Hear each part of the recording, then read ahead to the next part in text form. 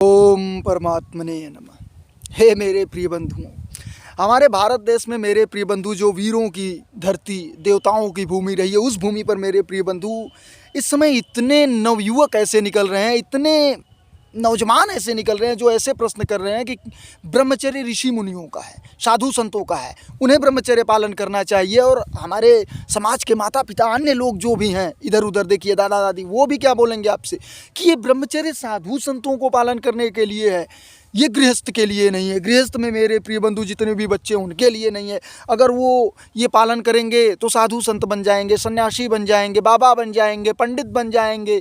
तो मेरे प्रिय बंधु, इसी का निराकरण करने के लिए आज हम ये वीडियो आप लोगों के समक्ष लाए हैं। ये समझने का प्रयास करिए, जितने भी अज्ञानतावश ये लोग जो भी बोल रहे हैं, जितने भी आपसे बोल रहे हैं कि ये साधु संतों का है, बाबाओं का है, इसे गृहस्थ पालन नहीं कर सकते हैं, तो मेरे प्रिय बंधु इसका सर्वथा यही अर्थ है कि वो व्यक्ति स्वयं इसका पालन नहीं कर पाए हैं, इसलिए ये चाहते हैं कि आप भी इसे ना करें। और उन्हें क्या लगेगा कि आप इसे करेंगे तो आप कहीं बाबा ना बन जाएं, उनके घर के हैं तो, जैसे माता पिता आपके सोच सकते हैं, दादा दादी आपके सोच सकते हैं। परंतु आप ये समझने का प्रयास करिए, किसी चीज़ का अति जो होता है, जैसे ब्रह्मचर्य ऐसा है कि आपको भगवान की तरफ ले जाएगा, आपको जैसे उन्नति की तरफ ले जाएगा। उन्नति का मतलब मानव जीवन का परम पुरुषार्थ जो है मोक्ष, वो अगर आपने प्राप्त नहीं किया तो इस जीवन में आकर कीड़े मकोड़ों की भांति मर गए तो कोई मतलब नहीं है। जैसे कीड़े मकोड़े मर गए वैसे इंसान मर गए अगर वो मोक्ष नहीं प्राप्त किए। इतना बड़ा मोक्ष हमारे लिए। तो मेरे प्रिय बंधु, जितने भी इंसान ऐसा कहते हैं कि नहीं ब्रह्मचर्य साधु संतों का है,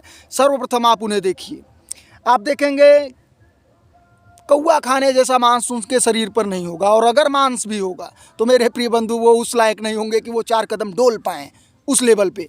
और जो भी ब्रह्मचर्य का पालन कर रहा होगा, जैसे मैं कर रहा हूँ, आप लोग कर रहे हैं, ब्रह्मचर्य का पालन कर रहे हैं, तो निश्चित ही ब्रह्मचर्य का पालन करने वाला मेरे प्रिय बंधु ज्ञान से इतना अधिक ज्ञानवान हो सकता है, इतना अधिक विद्या प्राप्त कर सकता है, कहने की आवश्यकता नहीं। एक बार पढ़ने पर निरंतर उसे याद रह सकता है पूरी जीवन भर। और जो व्यक्ति ब्रह्मचर्यहीन है और बोल रहे हैं ऐसा ऐसा, उनसे कहिए कि कुछ याद करके दिखाइए, वो याद नहीं कर पाएंगे। स्वस्थता में मेरे प्रिय बंधु वो व्यक्ति जो ब्रह्मचर्य का पालन कर रहा होगा, उनके पूरे परिवार को एक साथ संभालने की ताकत अकेला रख सकता है जो बोल रहा है कि ये साधु संतों का है। क्यों? क्योंकि मेरे प्रिय बंधु उन्हें जानकारी नहीं है। सर्वप्रथम उन पे हमें नाराज़ होने की आवश्यकता नहीं है। वो आपके घर के हैं या हमारे घर के हैं, उन पे नाराज़ होने की आवश्यकता नहीं, उन्हें जानकारी नहीं है। उन्हें जानकारी नहीं है कि इस ब्रह्मचर्य का महत्व क्या है। मेरे प्रिय बंधु, इस ब्रह्मचर्य का महत्व है आपको बलवान बनाना, ज्ञानवान बनाना, धनवान बनाना। क्योंकि धन मेरे प्रिय बंधु, धन ही नहीं, दुनिया की कोई भी बाई प्रोडक्ट चीज़ हो, कोई भी चीज़, दुनिया की कोई भी चीज़ हो, वो मात्र 3 चीज़ से प्राप्त की जा सकती है, बल बुद्धि विद्या। बल बुद्धि विद्या, अगर इन तीनों में से किसी भी चीज़ की कमी है, वो व्यक्ति कदाचित किसी भी क्षेत्र में उन्नति नहीं कर सकता उस लेवल पर जिस लेवल पर करना चाहिए। बल बुद्धि विद्या, और ये तीनों चीज़ ब्रह्मचारी अगर नहीं है तो उनके पास नहीं है। ब्रह्मचर्य का नाश करने वाला व्यक्ति निश्चित ही मेरे प्रिय बंधु इन चीज़ों के पीछे वो सोच ही नहीं पाएंगे। बल बुद्धि विद्या का क्या, उन्हें जानकारी ही नहीं होगा इन सब चीज़ों का। वो तो संसार में फंसे हुए लोग हैं और वो ये सोच रहे हैं कि जो साधु संत बन जाएंगे ब्रह्मचर्य का पालन करके या बाबा बन जाएंगे। तो मेरे प्रिय बंधु ये बहुत ही गलत सोच है।